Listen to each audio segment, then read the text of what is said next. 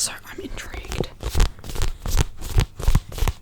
to remember what the writing is like.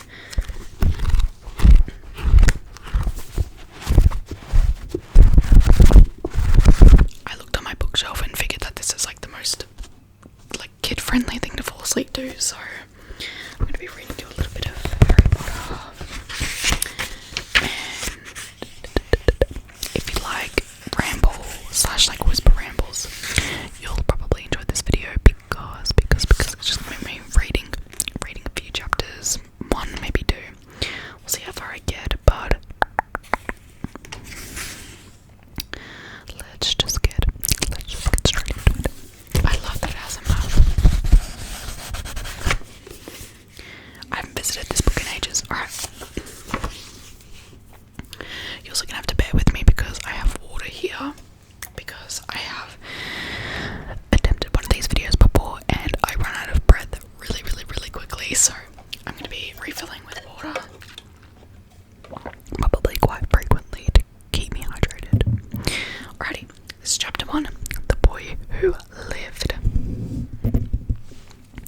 Mr. and Mrs. Dursley of number 4 Privet Drive were proud to say that they were perfectly normal. Thank you very much. They were the last people you'd expect to be involved in anything strange or mysterious because they just didn't hold with such nonsense. Mr. Dursley was the director of a firm. I actually can't see this lighting. We're gonna continue. Mr. Dursley was the director of a firm called Grunnings, which made drills. He was a big, beefy man with hardly any neck, although he did have a very large mustache. Mrs. Dursley was thin and blonde and nearly twice the usual amount of neck, which came in very useful as she spent so much of her time craning over garden fences, spying on the neighbours. The Dursleys had a small son called Dudley, and in their opinion there was no finer boy anywhere. The Dursleys had everything they wanted, but they also had a secret, and their greatest fear was that somebody would discover it. They didn't think that they could bear it if anyone found out about the Potters. Mrs. Potter and Mrs. Dursley were... Nope. Let me restart that. Mrs. Potter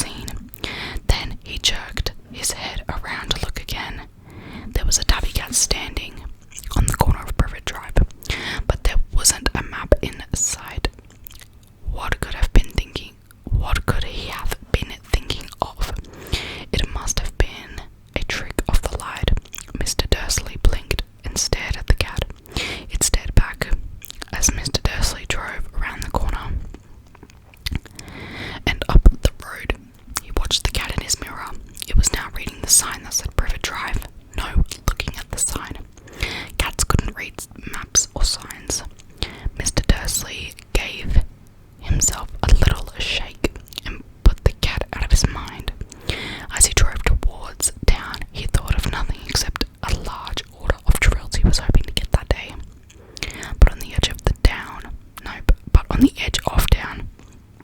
Jules were driven out of his mind by something else as he sat in the unusual morning traffic jam. He couldn't help but noticing that there seemed to be a lot of strangely dressed people about him, people in cloaks.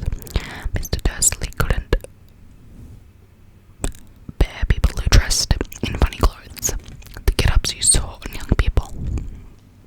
He supposed this was some stupid new fashion. He drummed his fingers on the steering wheel, and his eyes fell on a huddle of these weirdos standing quite close by him. They were whispering excitedly together. Mr. Dursley was enraged to see that a couple of them weren't young at all. Why?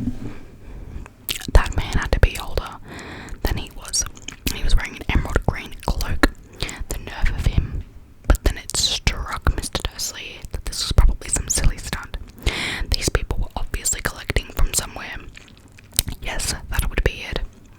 The traffic moved on, and a few minutes later, Mr. Dursley arrived in the Gronings's car park, his mind back on drills. Mr. Dursley always sat his back to the window in the office on the 9th floor. If he hadn't, he might have found it harder to concentrate on drills that morning. He didn't see the owls swooping past in broad daylight, though people down in the street did. They pointed and gazed open-mouthed as owl after owl sped overhead. Most of them had never seen an owl even at night time. Mr. Dursley, however, had a perfectly normal owl-free morning. He yelled at 5 different people. He made several important telephone calls and shouted a bit more. He was in a very good mood until lunchtime, when he thought he'd stretch his legs and walk across the road to buy himself a bun from the baker's opposite. I really should be reading with my glasses, but I don't have them on me right now. So I'm messing up so much because I literally cannot see properly. Where am I up to? A bun from the baker's opposite. He'd forgotten all about the people in cloaks until he passed a group of them next to the baker's. He eyed them angrily as he passed. He didn't know why, but they made him uneasy. This lot were whispering excitedly too, and he couldn't see a single collecting tin. It was only on his way back past them, clutching a large donut in a bag, that he caught a few words of what they were saying. The Potters were right. That's what I heard. Yes, their son Harry. Mr. Dursley stopped dead. Fear flooded him. He looked back at the whisperers, as if he wanted to say something to them, but thought better of it.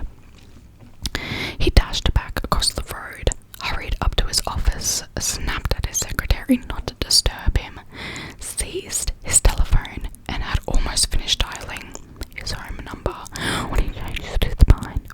He put the receiver back down and stroked his mustache, thinking, no, he was being stupid. Potter wasn't such an unusual name. He was sure there were lots of people called Potter who had a son called Harry. Come to think of it, he wasn't even sure his nephew was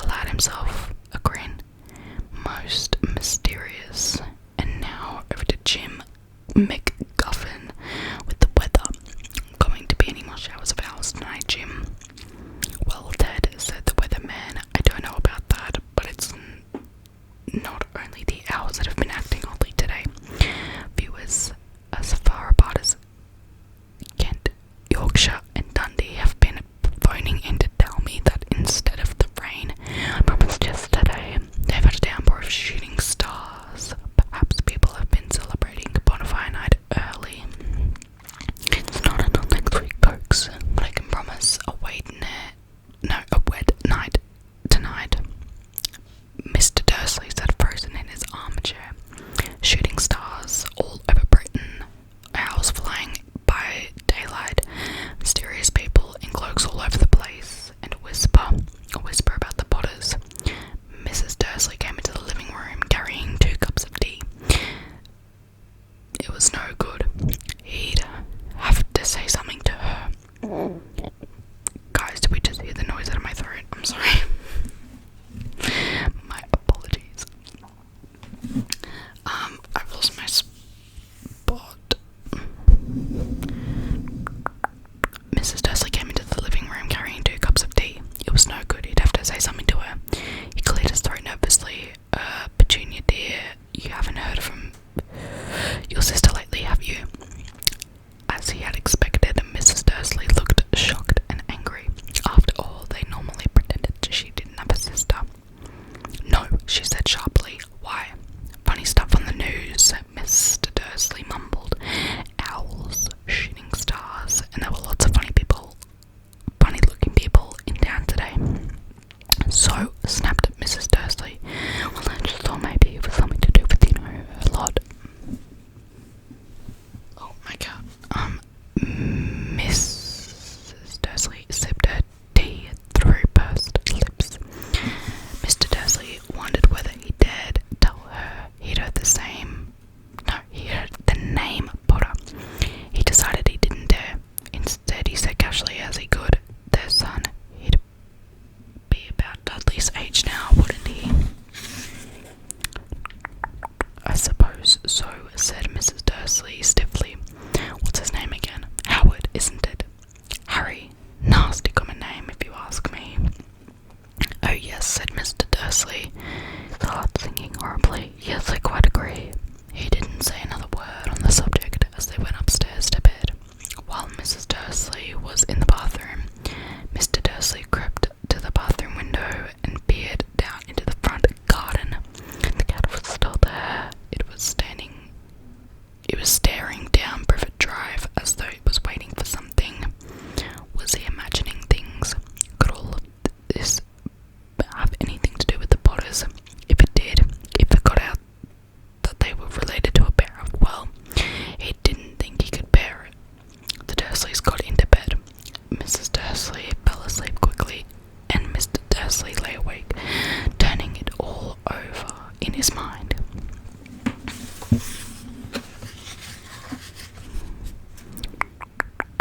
His last comforting thought before he fell asleep was that even if the Potters were involved, there was no reason for them to come near him and Mrs. Dursley. The Potters knew very well that he and Petunia thought about them and their kind. He couldn't see how he and Petunia could get mixed up in anything that might be going on. He yawned and turned over. It couldn't affect them. How very wrong he was. Mr. Dursley might have been drifting into an uneasy sleep, but the cat on the wall outside was showing no sign of sleepiness. It was sitting his eyes fixed unblinkingly on the far corner of Privet Drive. It didn't so much as a quiver when a car door slammed in the next street, nor when 2 owls swooped overhead. In fact, it was nearly midnight before the cat moved at all. A man appeared on the corner. The cat had been watching. Appeared so suddenly and silently, you'd have thought he'd just popped out of the ground. The cat's tail twitched and its eyes narrowed. Nothing like this man had ever been seen in Privet Drive. He was tall, thin, and very old, judging by the silver of his hair and beard, which were both long enough to tuck into his belt.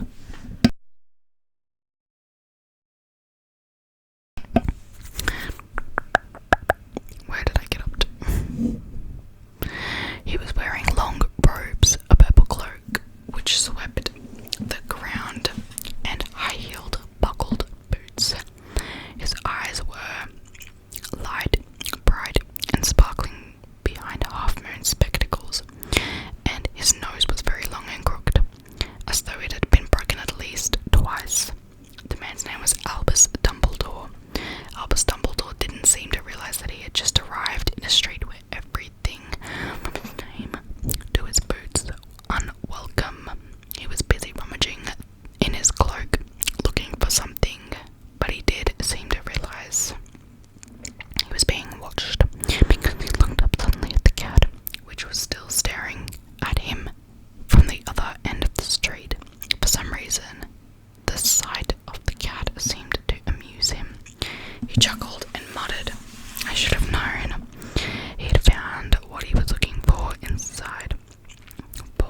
in his inside pocket.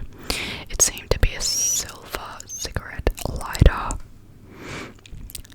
He flicked it open, held it up into the air, and clicked it.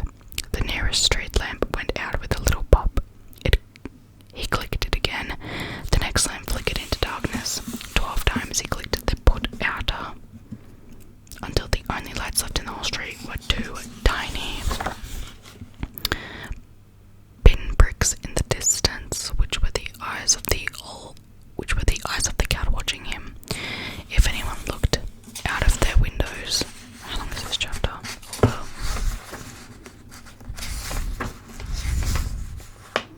this chapter's 18 pages. Cool. If anyone looked out of their window now, even beady-eyed Mrs. Dursley, they wouldn't be able to see anything that was happening down on the pavement.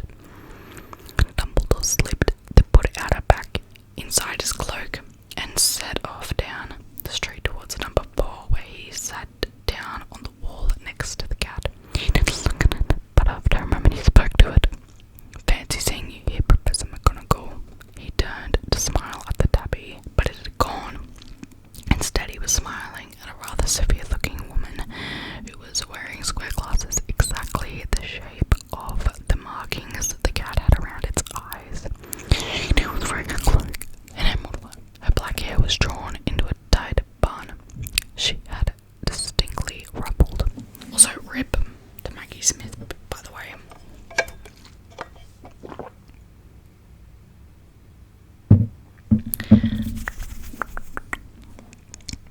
"How did you know it was me?" she asked. "My dear Professor, I've never seen a cat sit so stiffly." "You'd be stiff if you've been sitting on a brick wall all day," said Professor McGonagall. "All day, when you could have been celebrating. I must have passed a dozen feasts and parties on my way here." Professor McGonagall sniffed angrily. "Oh yes, everyone's celebrating all right," she said impatiently. "You'd think they'd be a bit more careful, but no, even the Muggles have noticed something's going on. It was on their news." She jerked her head back at the Dursleys' dark living room window. "I heard it. Flocks of owls shooting stars. Well, they're not completely stupid. They were bound to notice something. Shooting stars down in Kent. I'll bet that was Daedalus Diggle." Anyways, he never had much sense. "You can't blame them," said Dumbledore gently. "We've had a precious little to celebrate for 11 years. "I know that," said Professor McGonagall irritably, "but that's no reason to lose our heads. People are being downright careless, out on the streets in broad daylight, and not even dressed in Muggle clothes, swapping rumours." She threw a sharp sideways glance at Dumbledore here, as though hoping he was going to tell her something, but he didn't. So she went on. "A fine thing it would be if on the very day you know who seems to have disappeared at last, the Muggles found out about us all. I suppose he really has gone, Dumbledore." "It certainly seems so," said Dumbledore. "We have much to be thankful for. Would you care for a sherbet lemon?" "A what?" "A sherbet lemon. The kind of a Muggle sweet I'm rather fond of."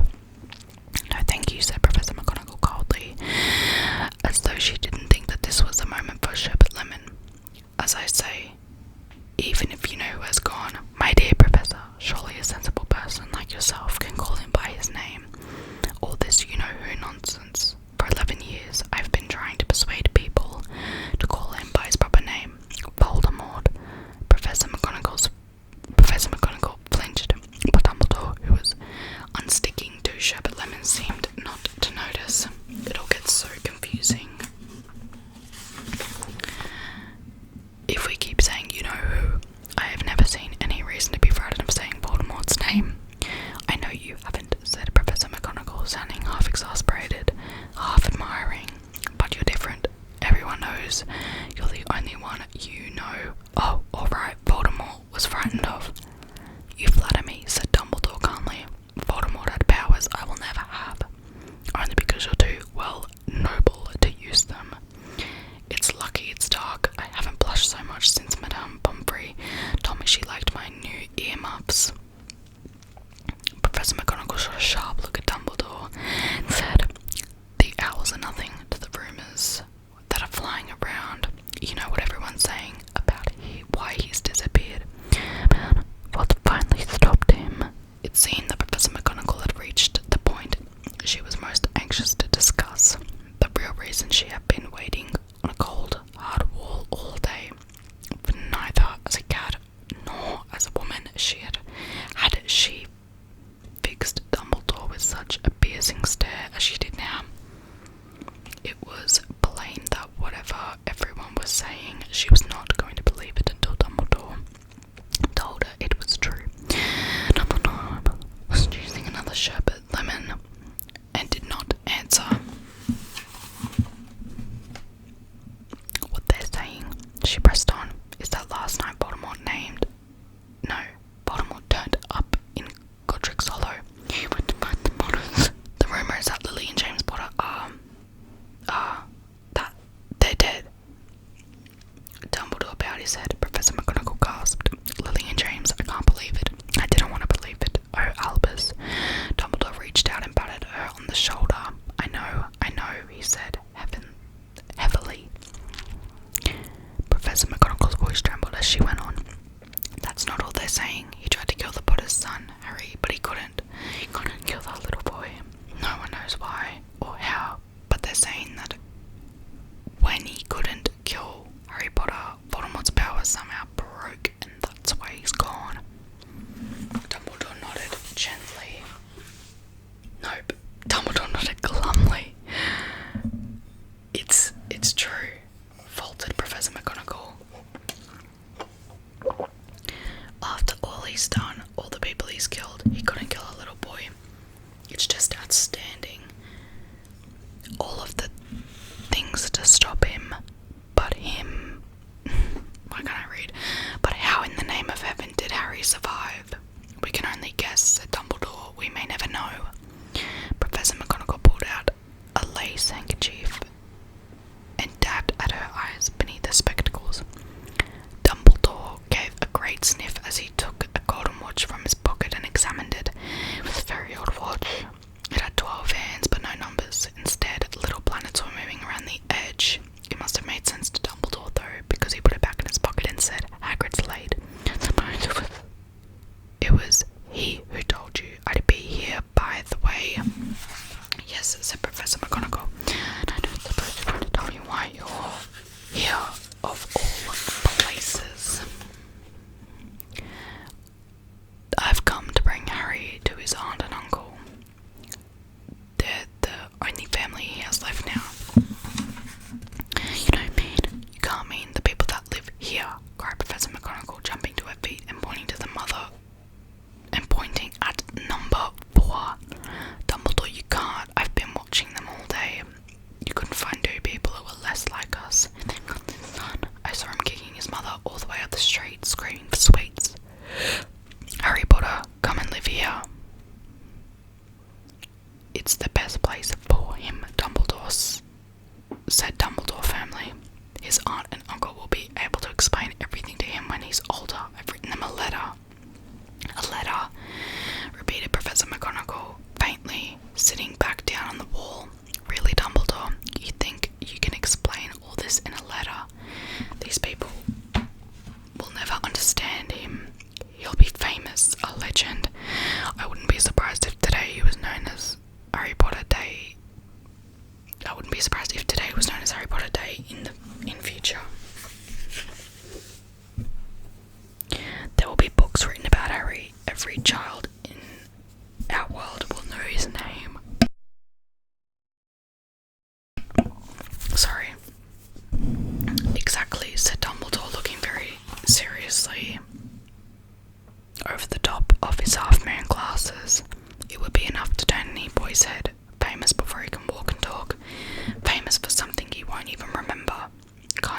how much better off he'll be growing up away from all that until he's ready to take it. Professor McGonagall opened her mouth, changed her mind, swallowed, and then said, Yes, you're right, of course, but how is the boy getting here, Dumbledore? She eyed his cloak suddenly, as though she thought he might be hiding Harry underneath it. Hagrid's bringing him. You think it was wise to trust Hagrid with something as important as this? I would trust Hagrid with my life, said Dumbledore. I'm not saying his heart isn't in the right place, said Professor McGonagall grudgingly, but you can't pretend he's not careless. He does tend to... What was that? A low rumbling sound had broken the silence around them. It grew steadily louder as they looked up and down the street for some sign of a headlight. It swelled to a roar as they both looked up at the sky, and a huge motorbike fell out of the air and landed on the road in front of them. If the motorbike was huge, it was nothing to the man sitting astride it. He was almost twice as tall as a normal man and at least 5 times as wide.